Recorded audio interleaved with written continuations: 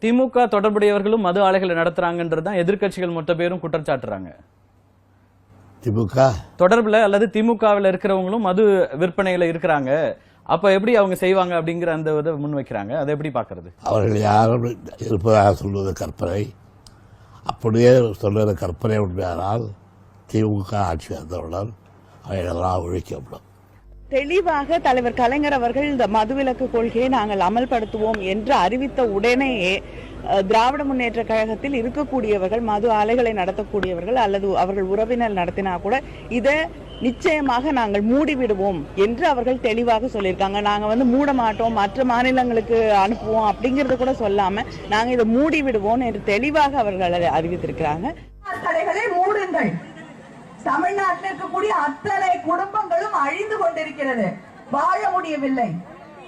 இந்தியாவிலேயே அதிகமாக இளம் விதவைகள் வாழக்கூடிய மாநிலமாக தமிழ்நாடு மாறிக்கொண்டிருக்கிறது. தயவு செய்து இந்த மதுக்கடைகளை மூடுங்கள் என்றால் அதை கூட செய்ய ஆட்சி ஜெயலலிதாவுடைய ஆட்சி.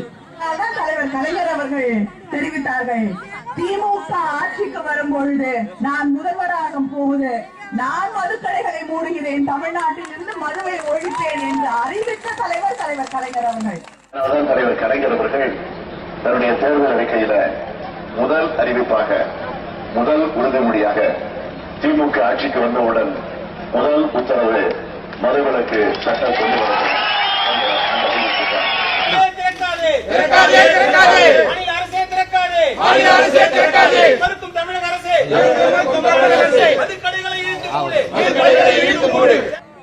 இந்தியாவிலேயே அதிகமாக இளம் விதவைகள் வாழக்கூடிய மாநிலமாக தமிழ்நாடு மாறிக்கொண்டிருக்கிறது. தயவு செய்து இந்த மதுக்கடைகளை மூடுங்கள்.